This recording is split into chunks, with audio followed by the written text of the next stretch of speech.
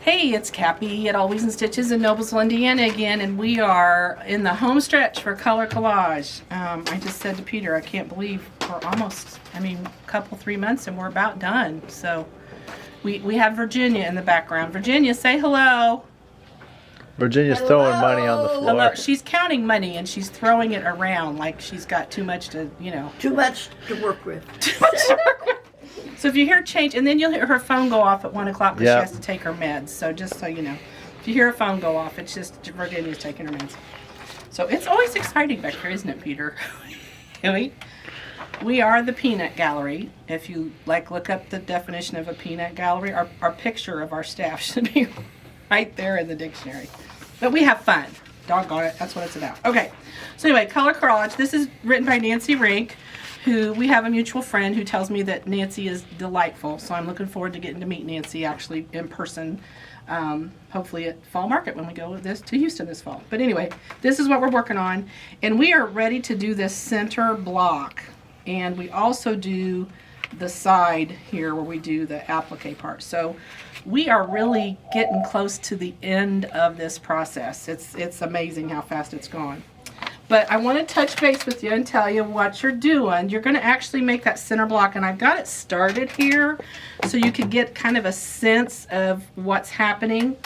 If you bought the applique kit, which is what anybody who bought the kit with us got, was the applique kit, you had all these pieces that were connected by little like cutouts. So it was stamped out of a piece of fabric. Sewing machine, stitch 1. And it has the applique paper on the back of it. So when you get ready to cut those apart, don't just pop them out, don't push them out, because it'll cause the threads to pull.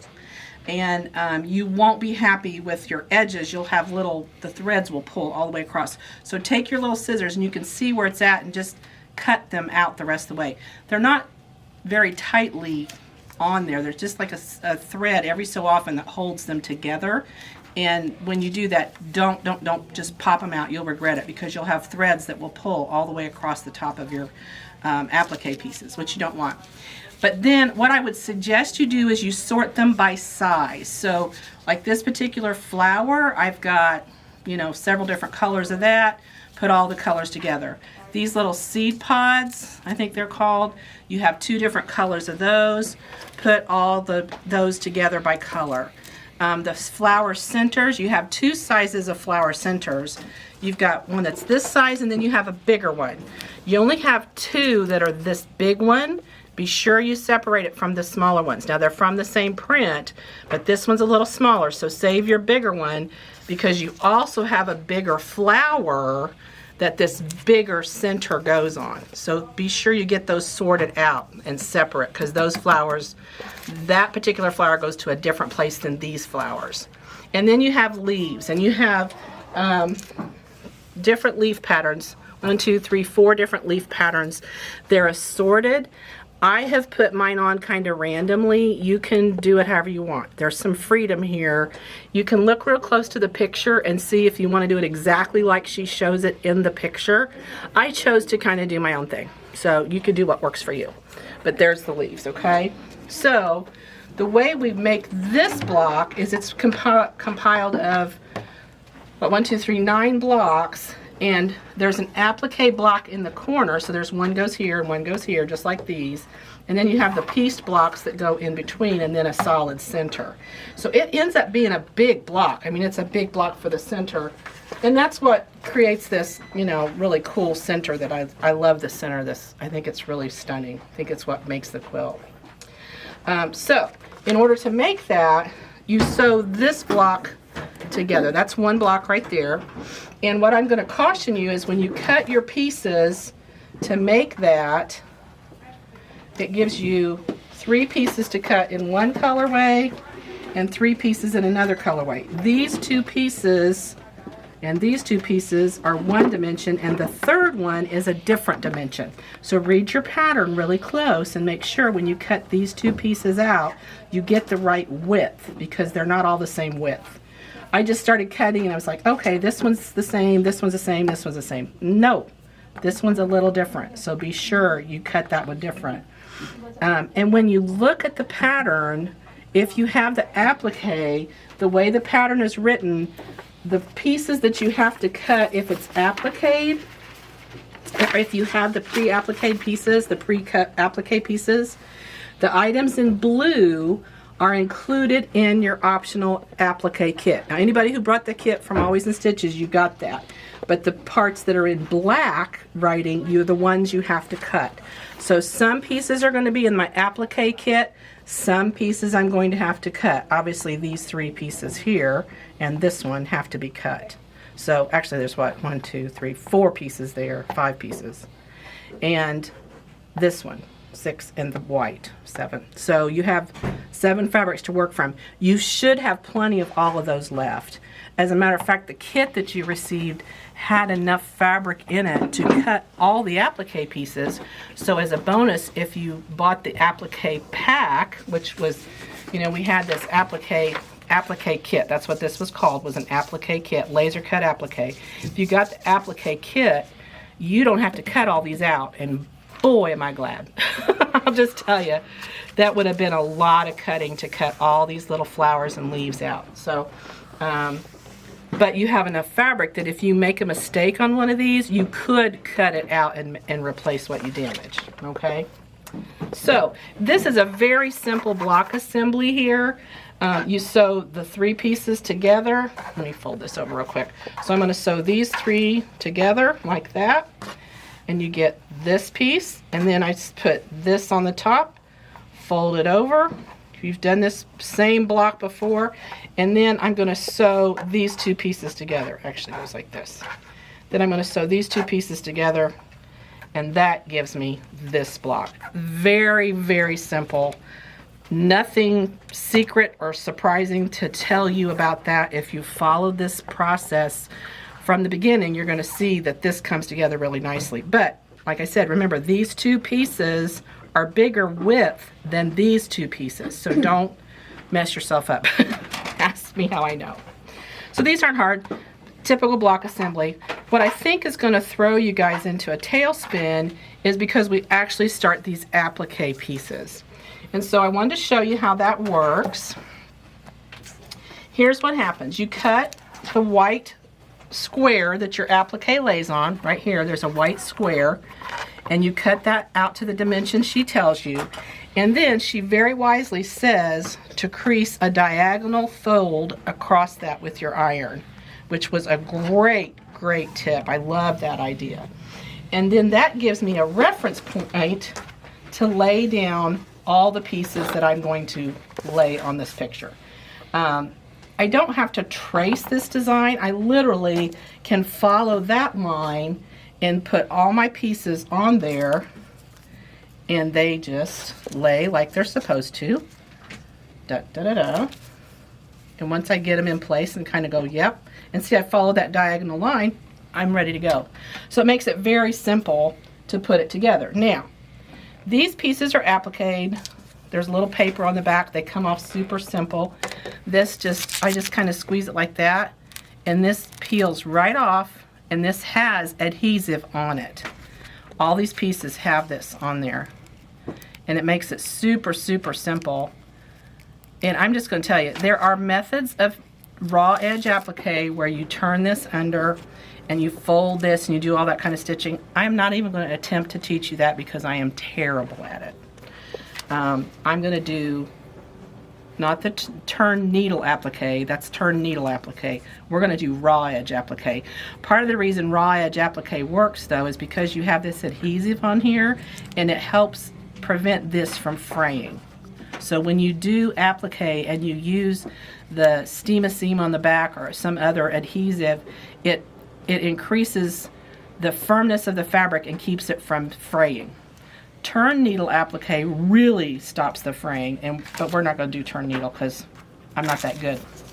I'll just tell you flat out, I'm not that good. Okay, so I'm going to peel all my little papers off the back of all my things. See, they just kind of slide off without much trouble.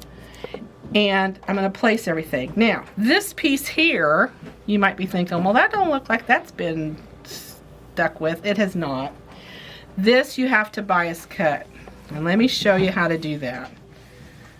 we're going to teach you how to bias cut fabric. Now I've done bias cut. There's a tutorial on, I think it's still on our page, Peter. Maybe? Yeah. Okay. Yeah. How to cut bias binding. So bias binding, this is a fat quarter. And bias binding is when you cut, here's the salvage edge of the fabric. So if I had a two-fold, this would come underneath the other side. If I cut with the grain of fabric, I'm cutting parallel to the salvage edge, okay, this way. Well, that's all good and well, except when I'm doing binding, I want to have that stripe, because that stripe really would read beautifully on a binding if it was just like that at an angle. That's one reason to do a bias binding. The other reason to do bias binding is it's very, very strong. So these are pieces that I've already cut. This is the one you're going to cut out of your fabric. And you see how that stretches? It has some stretch to it. It's not going to stretch this way. That way doesn't have the same stretch. Bias binding has a stretch. That means it turns corners well. It also means when I fold bias binding over, which is typically the way you put it on your quilt, now I have fabric going this way and this way. And that means I have a very strong fabric edge. That's why bias binding on a quilt is the bomb. It is the absolute best because you get the wear and tear of having the warp and the weft going at an angle at each other, and it makes it very, very sturdy. So that's why you use bias binding. With applique situations, the reason you want bias pieces when you use stems and things is because it's just easier to make curves. And you'll see when we get ready to do these border pieces here, see how that has to curve? If that was straight cut, it would not curve well. It would not want to do those bends for me and stretch through those bends. So straight cut binding does not do nice bends, but bias cut binding does. So how do I cut bias binding? All right, there's a bazillion ways to cut bias binding. You Google how to cut bias binding and you will literally get a bazillion. I promise you, you'll get a bazillion. Let me show you Cappy's quick and easy, lazy paisy way. So when you cut bias binding, you want to cut this way of the fabric. I typically get 1.25 yards of any piece of fabric I want to make bias binding out of. Well, that's going to give me enough bias binding to do a king size quilt plus more. For what I need for this, I don't need that much. Matter of fact, the piece of fabric she gives you is more than enough to get your binding. But it's not 1.25 yards. I give you the 1.25 yards measurement because it's easiest to cut bias binding out of a square, or what's pretty close to a square. So this is a fat quarter, which is 18 by 22. It's pretty close to square. So what I do to do my bias binding, first of all, I'm going to cut off the salvage edge. See the salvage edge? We're going to take that off of here because I don't want it on there anyway. It's going to just give me trouble. So I'm going to go ahead and cut off my salvage. She's gone. Does it say anything cute? No. Sometimes the salvages say really cute stuff now. Anyway, okay. So no cutesy on there, but that's okay.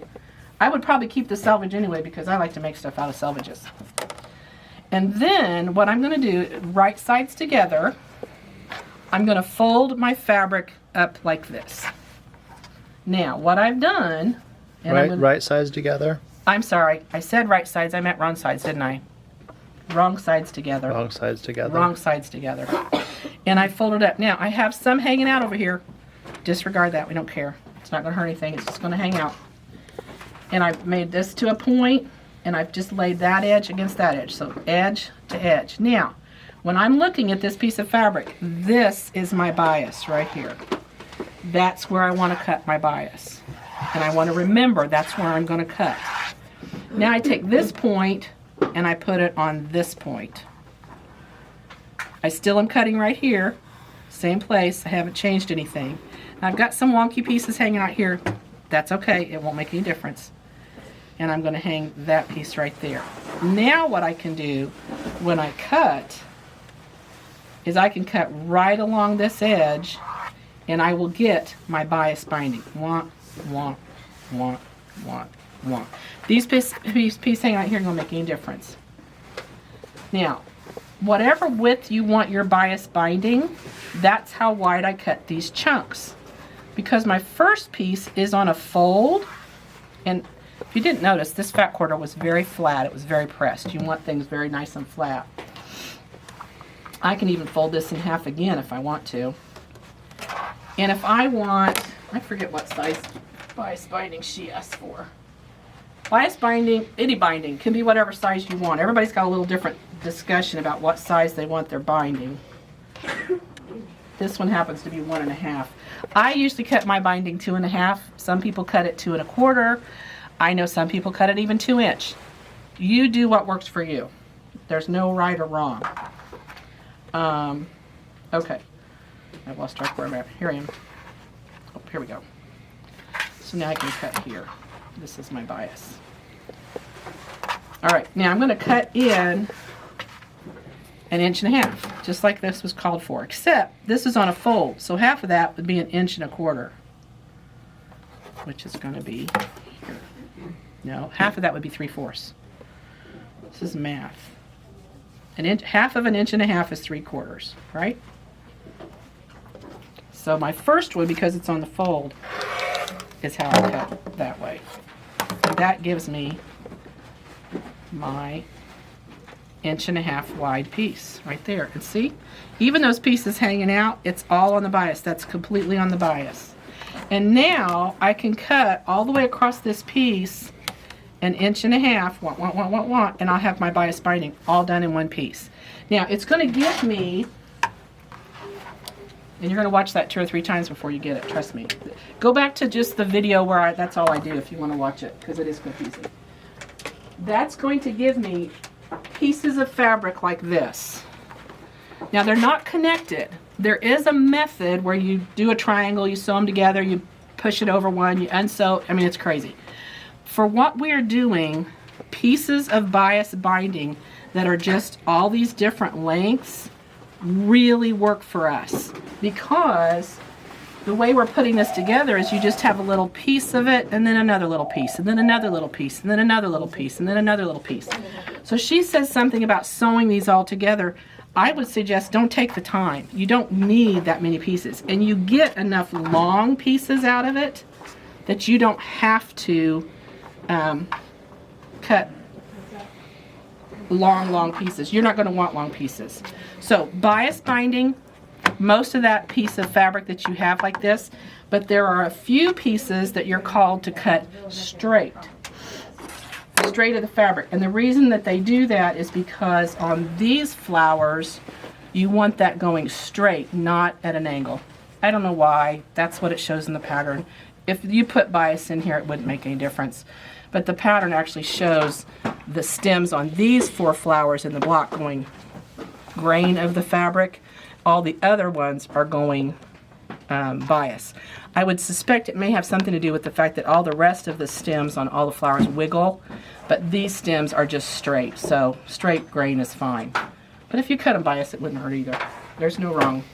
Remember, it's just be creative. So to make then these little stems, to get these funny little pieces here, you have to sew these together. And what you're going to do is you're going to put right sides, gosh, I can't get right and wrong right today. Wrong sides together and sew that down 1/4 inch. So let me take one of these little pieces and show you real quick what that looks like.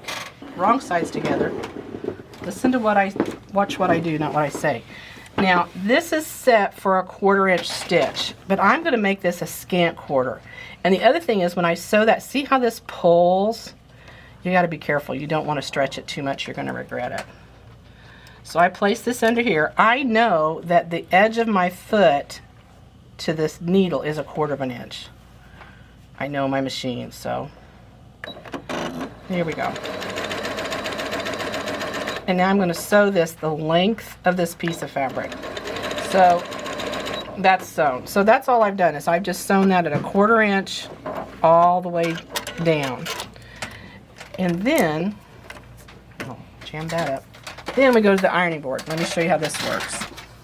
And the easiest way I found to press this open is once you get this going and get this popped open like that, and put the point of your iron right down on that piece, you can just kind of go down and flatten it out. The goal is to have the edges of the seam not be exposed. See? There I have my bias binding done and ready to be stems. So here I have now my white block that I'm ready to put all my pieces to. I'm going to make it look like this. So I've taken my iron, I've pressed a diagonal on my white block. There's my diagonal. I'm taking this piece. Now this doesn't have the adhesive on it. I got no sticky.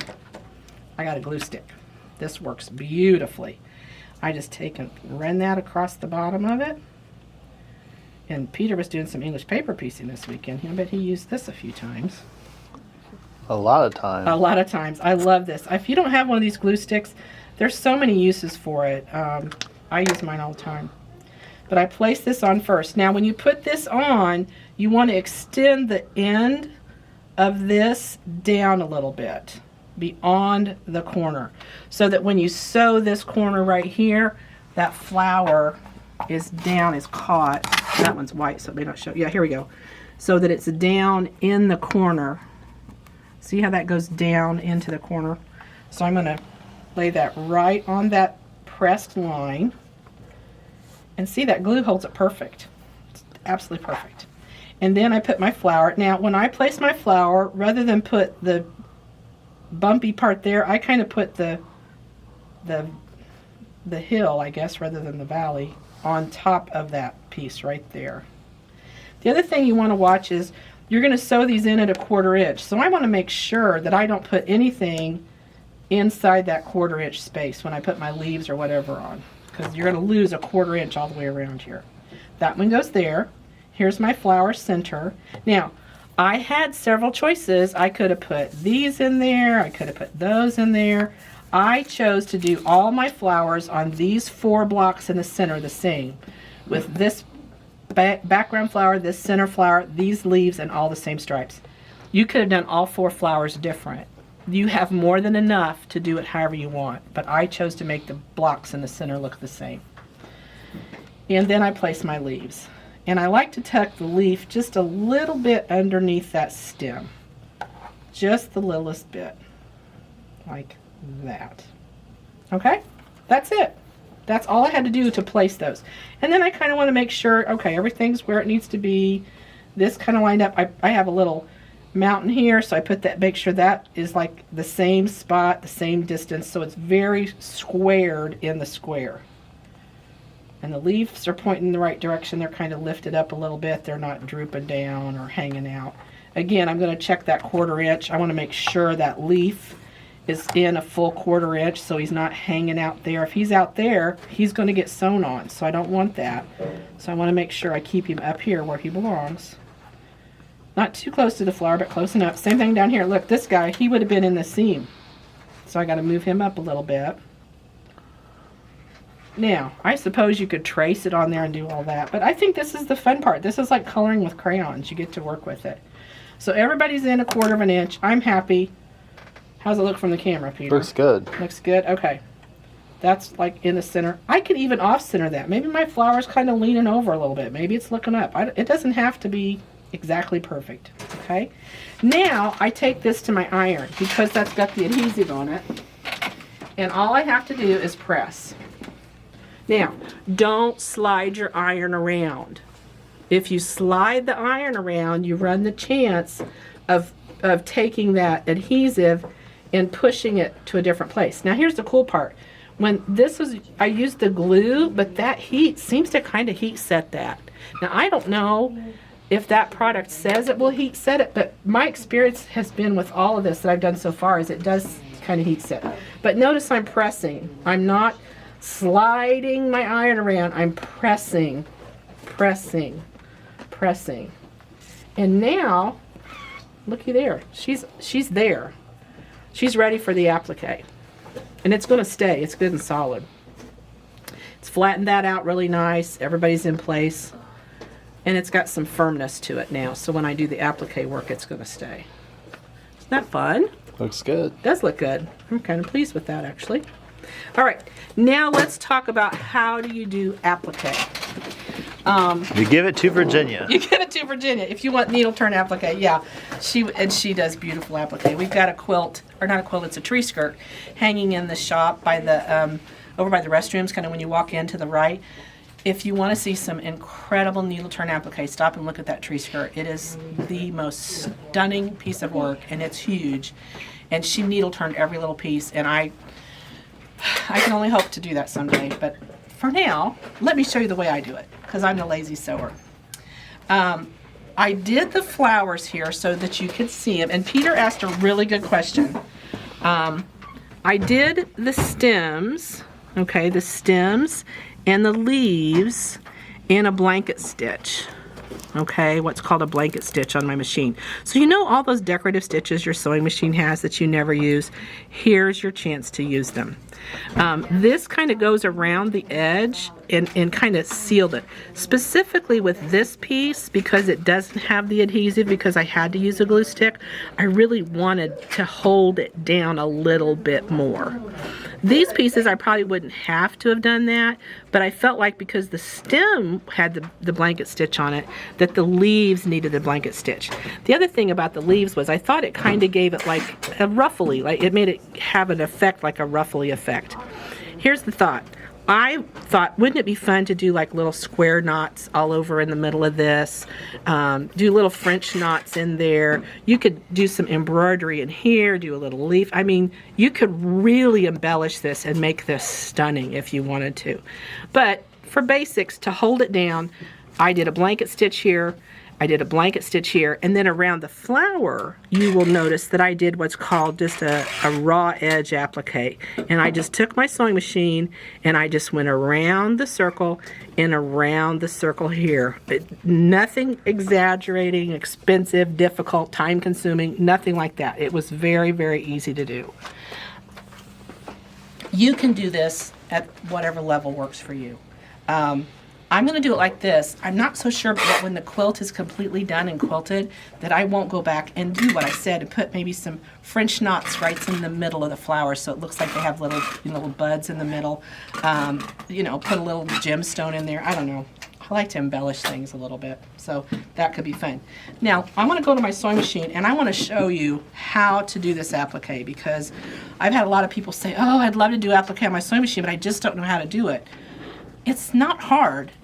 All those decorative stitches you've never used, here's your chance to use them. So let's go over to the sewing machine. We'll take a minute and take a break and we'll shift.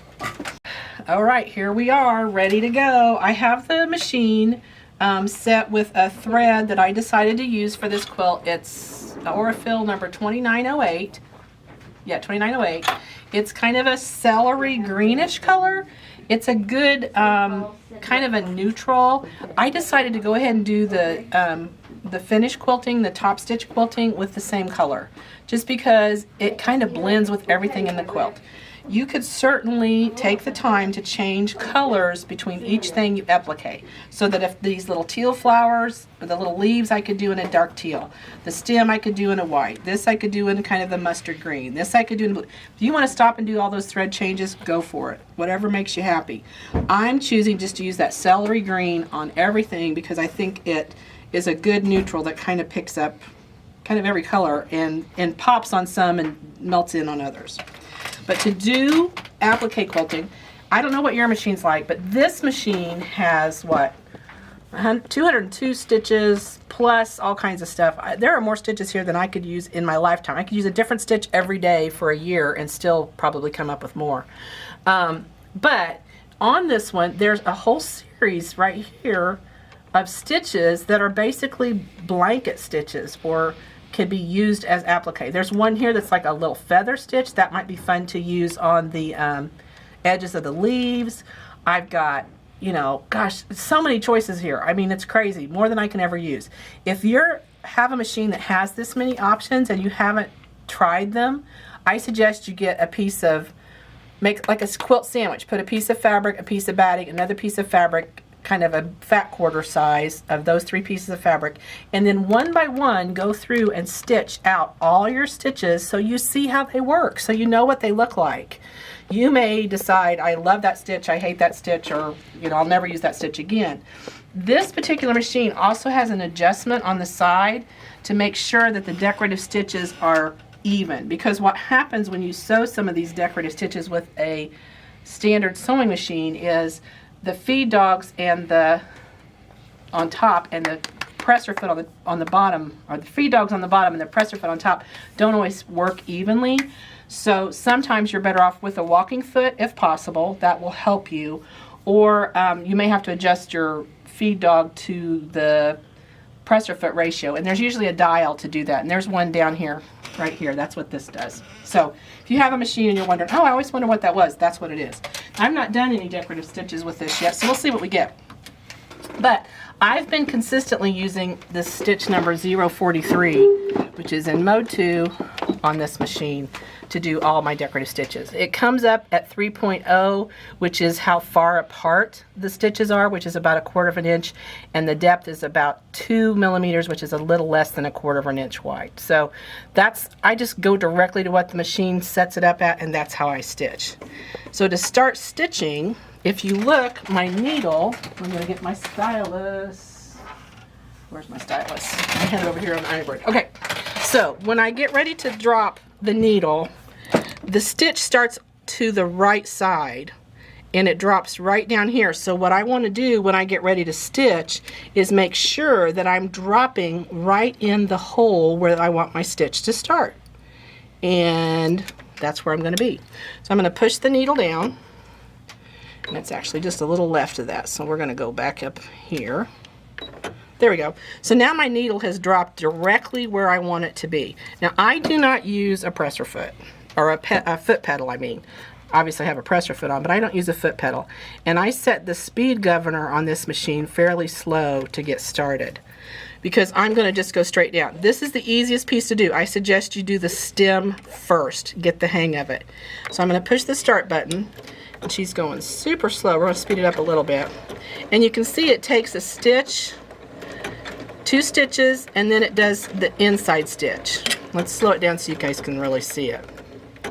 So it does a stitch towards the inside, 2 stitches down the side, and then 2 stitches in, 2 stitches down, over the same stitch, 2 stitches down, over the same stitch. I want to remember that rhythm, because when I get ready to do the leaf, I'm going to have to move a little bit. Okay, so I'm just going to go straight down that side, keeping the needle right next to the fabric every time. So it just goes off the edge of the fabric, and what that's doing is holding down that edge. Now remember, this is the piece that I bias cut. Well, actually I didn't bias cut, but I straight cut it and trimmed it out so that I can just sew it down. There we go. Now I have to do the other side.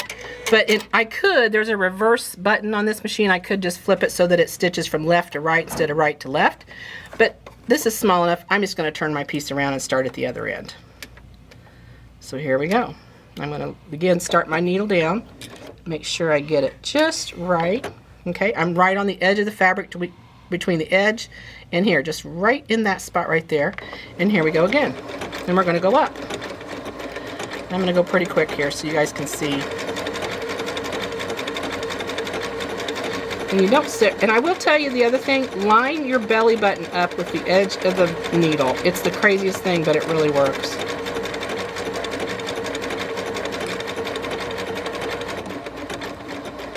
And stop. Okay, so I've sewn now, you can see, down this side and down this side. Left that hanging out, that's fine. Now I'm going to use the same stitch, but I'm going to go around the leaf. So I want the stitch to drop on this side and my indent to go this way. Now if this piece was smaller and I wanted that stitch going into the fabric a little shorter, I could adjust that length up here on my dials. I'm going to leave it just like it is because it happens to be just the right size. So here I go again, I'm going to drop it. Now, when I get ready to do these turns, You're going to have to watch and see how I do this. And I'm going to go pretty slow so you can see. Right now I'm going to be stitching straight for a little while. And I watch the needle, okay? I don't look out here. I don't look away. I don't look at anything else. I'm watching where that needle is doing the drop on the right side every time I stitch. So it takes 2 stitches and 1 end. 2 stitches and 1 end. 2 stitches and 1 end. Now I'm going to stop right there.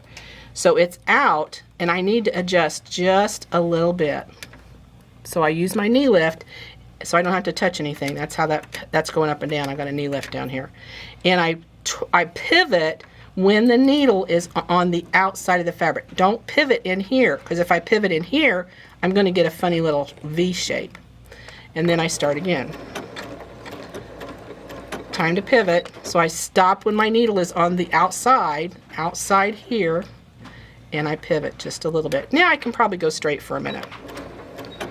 So I'm going to go straight till I get to a place where I need to pivot. And I stop it on the right side, and I pivot just the littlest bit. And I'm going to go all the way around the curve doing that. So I'm going to quit talking. And I can also kind of move the fabric as it's going through. Sometimes you have to stop midway to get there. Pivot. But I always pivot when I'm on the outside, never when I'm on the inside. Okay, this is at the deeper part of the curve, so I've got to really stop and pivot a little more. There we go. That's why I like to use no pedal. If I was doing this with a pedal, it would be really hard for me, but stopping and starting, I can do this all day long. I gotta pivot again. Pivot again.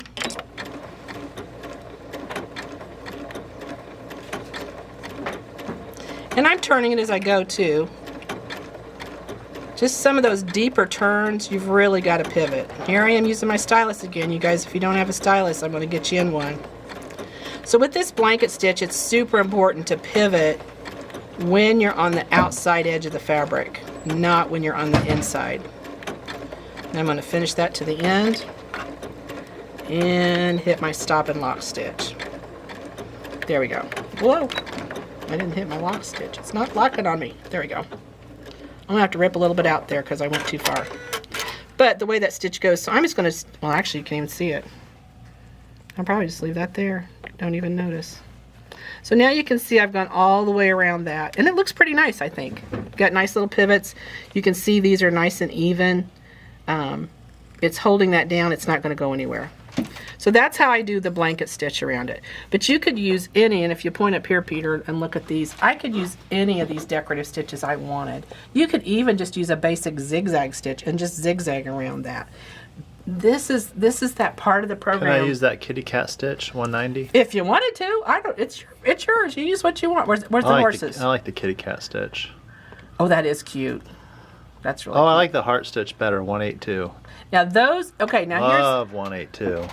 182. 182. Oh, that's cute too. Now that has a curve to it. Now let me tell you, when you pick these stitches, some of them take longer to stitch out than others. Isn't that the truth? Oh my gosh. So I did a quilt one time and I had this crazy idea that rather than do finish quilting on it, I would do like a crazy quilt, and so I would use all these decorative stitches. It was a really bad idea because it took forever to do all the different. Oh well, anyway, it sounded like fun. You know, you don't know what you don't know till you do it. And then you're like, whoops, that wasn't a good idea. Okay, so that's how I'm going to do a blanket stitch around it. And that, all I can tell you is you need to play with your stitches and figure it out. This machine has the luxury of having a locking stitch at the end, so my stitches are locked when I stop. It has a stop-start button, needle up and down, thread cutter, all kinds of cool things. If your machine doesn't have that, figure out, play with some stuff before you start working on this so that you don't mess things up. Now I'm going to show you how to do just this stitch around, which sounds like super easy, except I've got to get up and around these curves, and that gets a little like, bah, sometimes. So let me just show you. I'm going to go back to just a straight stitch. My stitch length is set at 2.4, which I think is actually a pretty reasonable length. You might want to go a little tighter just because it might feel a little easier for you. But I'm just basically going to sew around the outside. First I'm going to do the center, okay, just so you can see. But this, because it's adhesed, it's very stable. It's not going to shift on me, which is great. So I'm just going to sew around this circle, which, you know, you're like, well, that shouldn't be hard. I'm just going to turn it as I go. Well, it's easier said than done. It's not quite as easy as you think. But I'm going to, visually, I know I want, there's a line right here on my machine, on my presser foot. I want to keep that line right on this edge, if at all possible.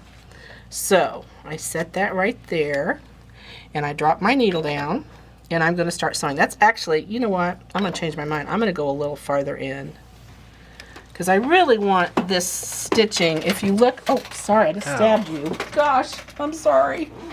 Not bad enough I fall over and hurt you. Okay, oops, that one's not done either. Here we go. See how that's in 1/8 of an inch, 1/16 of an inch some places? You want that fairly close to that edge. It could even be a little closer. It wouldn't hurt anything.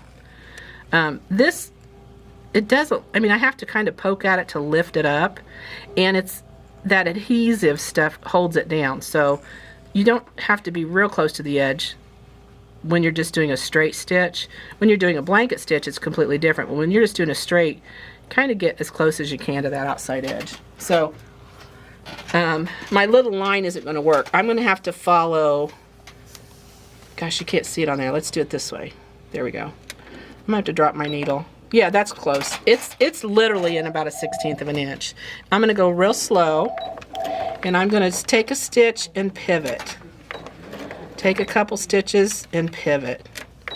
Take a couple stitches and pivot. So this, because the curve of it is so tiny, I'm just taking a couple stitches at a time before I pivot. And that's what gives me that nice curve that goes around the outside edge. So it's a routine. This is not speed sewing. This is that slow stitching, but I promise you it's faster than hand doing it. So pivot, that's the key to applique by machine, is stopping and pivoting as much as you possibly can so that you don't have those sudden jerks. Because if I do a tight, really big pivot, it's gonna show. And I want to try and make this kind of melt into the project. So you see I just stop and pivot.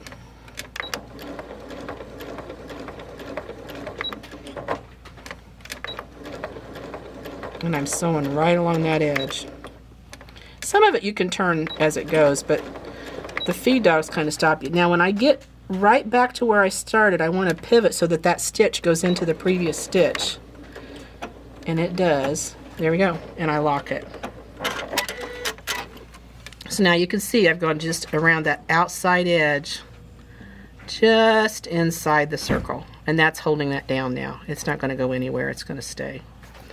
To do these is exactly the same stitch. The problem is when you're doing valleys and peaks, you get a little bit of movement in there and it can be kind of hard.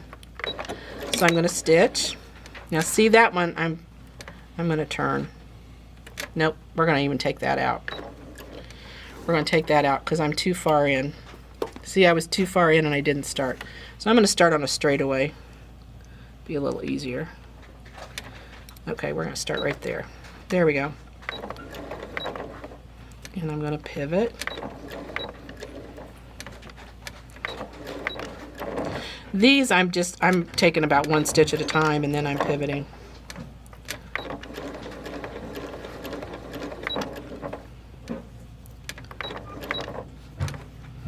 Fortunately, this machine has this setup where I can just do the stitches like this. All right, you get the idea. So it's stitch, pivot, stitch, pivot, stitch, pivot, stitch, pivot, pivot. I can even do the one stitch that way. So this allows me a button to do a half a stitch. But always pivot when your needle is down. Do not pivot when your needle is up. Okay? I'm going to stop there just so you can see. But now you can see where I've also done the same stitch now, just a straight edge stitch around there. Again, I could have used any of my decorative stitches I wanted, but that's how that works. All right, so that's how you're going to do your applique work.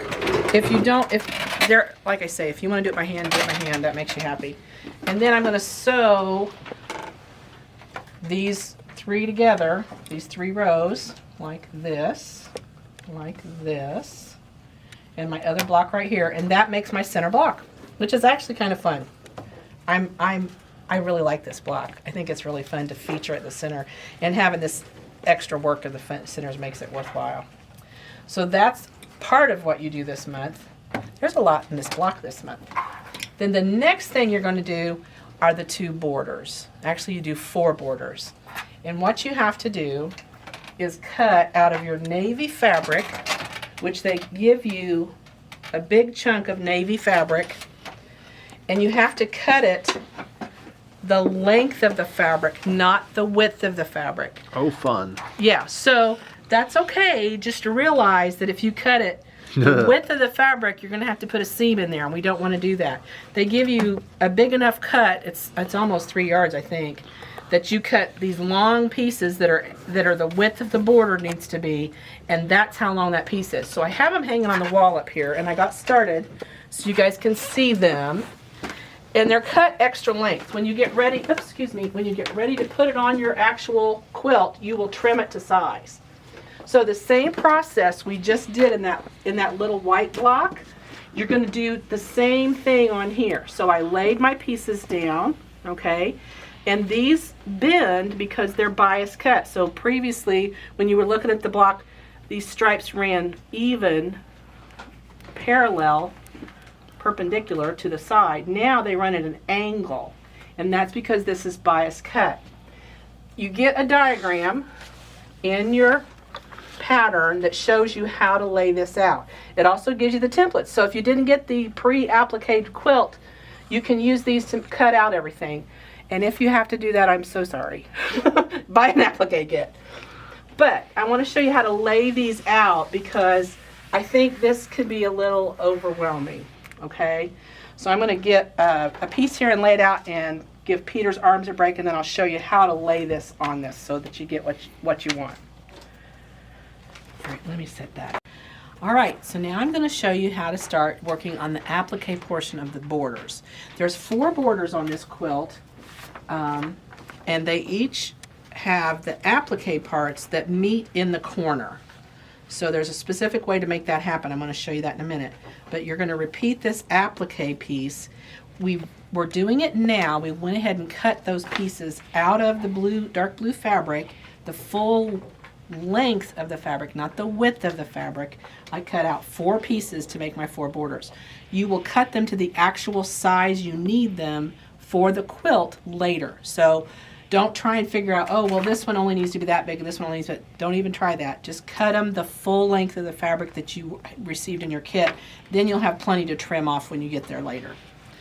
So included in your kit, in your pattern, is this 2-page. Now this is 2 pages, so I've taped them together, that shows the layout of the applique parts. And what I've done here on my table is I have my border piece of fabric laid here, and I have my design laid right here on top of it. Because this is, normally if this was lighter fabric, I might just lay this on top of it and lightly trace it, but I can't really do that. There's other ways to applique it, but I really did this and I think it worked out beautifully. What I did was I just kind of did some basic measurements. So I know the distance from here to the edge of the fabric that I'm cutting is 3 inches. So I just set this one here at 3 inches and I started my first stem here. Now you make 2 border pieces. You make one going this way and one going this way. And in the center, remember I told you you had 2 larger flowers? Those larger flowers connect in that corner. So that means when I put this in, I have to leave this tail extending And I'm not going to glue it all the way down, because when I sew the borders together, then when the piece comes in there, then that piece can lay on top of it and cover my ends.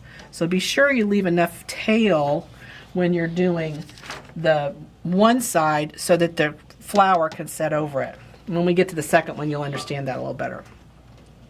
But what I'm looking at is, basically I'm just doing some measurements. I go up there and I measure the distance off of these, and then I place it the same way here. It just made it easier for me than to try and figure out, okay, how can I recopy it and all that stuff. So I lay my first stem there with plenty hanging out, okay? And I'm just going to follow this curve. Now, the first one just goes a little ways. It's not very long. Well, that's about 3 or 4 inches. So I just measure that to there. And then I cut it, because I don't need a very big piece there. Look at these scissors. You know, you would think. I'm always buying these inky dinky scissors, but they work.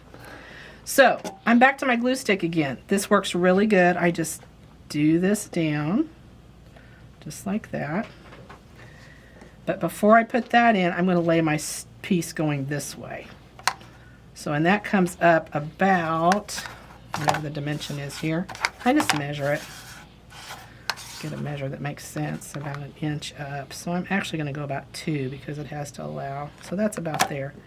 And I'm going to lay this piece down like this, going that way.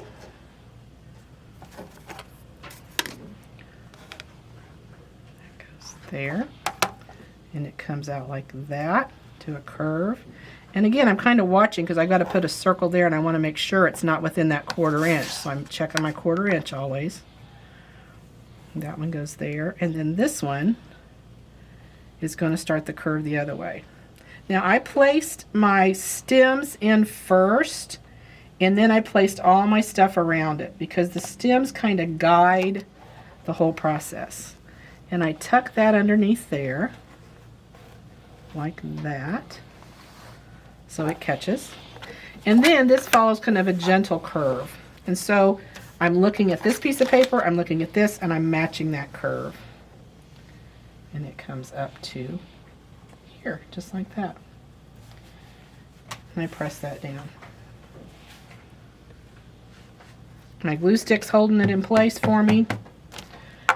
The fun part is, if I get it's like, oh wait, that needs to be a little deeper, or that needs to be a little farther, I can lift that back up and put it right back down. This glue stick is great for that. It's not a permanent glue. And then I start placing my flowers. So on this one, in the picture, she always shows this yellow one. And I'm going to take these off. Now, at home, I did this on my ironing board, so that way I didn't have to move it. So I'm not doing it on the ironing board now just to show it to you, but then this piece covers that edge. So I make sure when I stick it down, it's going to be over that piece of thing there. So that's right over it. And then the little green dot goes down here. So see, there's those. So they're both marked V. She didn't distinguish one from the other. And then this has to be a, excuse me, a leaf. I'm going to pick this leaf.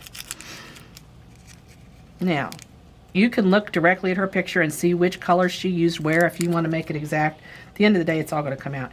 And I like to tuck that leaf kind of under the edge, just so that it kind of has a point that it comes out of. So there's my first piece. Now I have to put a flower here. So I'm going to pick this one. And again, you can use these however you want. I'm going to check my 1/4 inch, make sure I'm not getting in too far. So it's going to be out.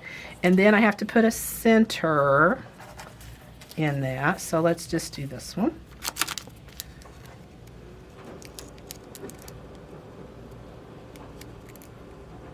Paper off. And there's my center. So there's that to go here. So see, I'm just lining up exactly what I do. And now here's another leaf I see coming right here. So here's a leaf. Put that right there. Tuck it underneath there. There's another leaf coming up here. Use this leaf. And I'm just, you know, it's like using crayons. I can pick whatever I want. And then there's another little piece going here that makes a little short one. So I have remember when we cut our bias binding, we had all different lengths pieces. So I have little chunks left. So I'm going to take these fabulously huge, beautiful scissors. Now I do have I just want to show you, I do have a seam ripper in here now. I just need to get scissors. Oh boy. So I need a piece pretty short. Should have got some on Sunday. I should have, shouldn't I, when I was in here shopping when there was nobody in the store. Okay. And it's going to be like that. So I'm going to cut it like this. So that angle then allows me to kind of come in here, tuck that piece like that, and then get my curve. Same thing, I'm going to glue stick this down. The other part is you can sew through this glue stick and it doesn't care. Oh, she went together. Where's my stylus? Where's my stylus? Behind your rotary cutter. Behind my rotary cutter. Oh, look, I put it away. It's no wonder I can't find it. That's dumb. I glued myself together. There we go. Open her back up. There she I goes. would say use the wood iron, but then it would glue the wood iron down. Yeah, no. Let's not do that. Okay, so then, see, that's like right there, kind of even with that leaf, so I set that in there. I just set that right in there. I can see why people like this applique business is because there's more freedom. Like, you know what I mean?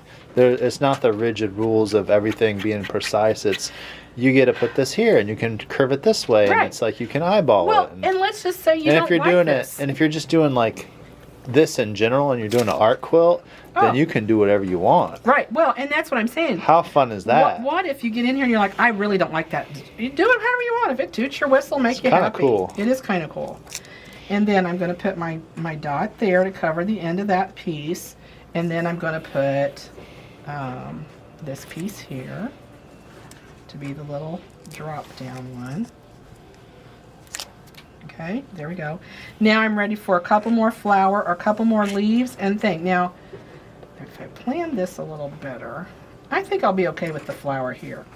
So what I like to do is, how you do is you repeat this. So I'm going to get it to there, and then I'm going to put another flower.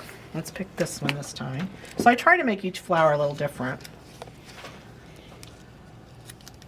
Choose a different pattern, I guess is what I'm saying. So they're mixed up. Or you could put all three of them in a row with the same color if you want. I don't know. I've got a rose of Sharon that's blooming. It's all different colors. So I'm going to cover that seam there because then this has to repeat again. So I do it once, then I come back and I do it again. So I'm going to bring another piece out of the end of this flower and we're going to do it again. Okay? And I'm going to probably pop this up here so I can get that corner there to make my pieces. So I put this back down, put a flower in the middle, and this is just basically how you're going to do this. Like that. I'm going to slide another piece in here, and now this design starts again with the same curve. Okay? And I'm just going to keep doing that twice. Do it twice on each one. And then I'm going to iron this down exactly like I did with that square and do the same stitching along here, and these will then be pressed down and I can go back and do all the finished quilting there. Now I left this piece hanging out down here, remember? I left that hanging down. Let's go to the wall, Peter, so I can show them how these fit together. So, when I did these two, do we need this light up here? It's so dark. Does that help? Help hurt? Tell me. Made it better or worse? Well, is it shining on the board? Trying to. That's better. Is that better? Okay. So, there's two pieces to this. You start the second one the same way you started the first one. So this was the one I was just now doing, okay?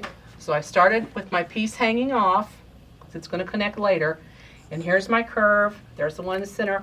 These two join underneath here. They're two different pieces, but they join. Comes down here. Here's my curve. Ends at the end. Then the next one starts just the opposite, really. But I have to start with this one at the beginning. So when you look at the design, this starts here. And it's a mirror image of this. So this flower at the beginning is what's going to connect these two. So when I bring these two pieces together like that, this stem will then go under here. That's why you left this little piece hanging out. Because I will sew this edge to this edge and then tuck this piece under that flower so that it makes it continuous, okay? And she explains that in the directions, but just so you see, I have to do 4 of these. 2 like this, 2 like this. And in order to keep this piece open until I sew them together, I left the paper on the back of this side of it so I can put this piece into that one. Make sense? And then I'll peel this off after I've sewn the border together and slide that piece up underneath there. And then that makes this border on both corners connect so that it goes around and wraps and around and wraps. And in the drawing, she doesn't show them meeting all the way there. So I have a feeling they got sewn into the 1/4-inch seam. But if you leave that hanging down far enough, you can connect that and it'll go all the way underneath the flower, and I think it'd be really cool. That will be really cool. Yeah, it will look continuous that way. That's awesome. So I have That's a feeling, good tip. That right there is worth the price of there admission. you go, worth the price of admission. So now what I'm going to go back and do, and you can see I've already done the little blanket stitch on the stem, okay, on this. Same way I did it on the other piece. I just started down this side, did the blanket stitch, stopped there, did the blanket stitch, come up here, did that. Now I'm going to go around all of these, and I might pull out some of my decorative stitches. I might do, you know, kind of a wing stitch on this. Or a kitty cat stitch. Or a kitty cat stitch, but little kitty cats in the middle of the leaves. Or, you know, it'd be fun to put a little ladybug. Would it be fun to do a little ladybug stitch? There's a ladybug stitch on there. But these are how you're going to do your borders, okay? Her directions are excellent. She does a beautiful job of explaining how to do this. And all I can tell you is don't be afraid. Don't be afraid. Nothing ventured, nothing gained.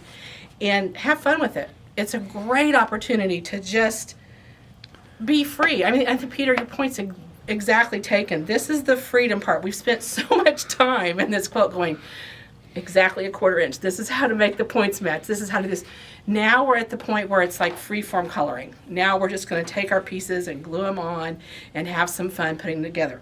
But if you can't do that, if that's like, okay, I have to take Xanax to make that happen, look at her picture and do it exactly the way she has it on the pattern. If that makes you happy, perfect. I tend to be a little more free-form. I like to do things, you know, the pattern's just an outline in my world. It's not really what you have to do. Huh. So, you're the peanut gallery. They've taken classes with me before.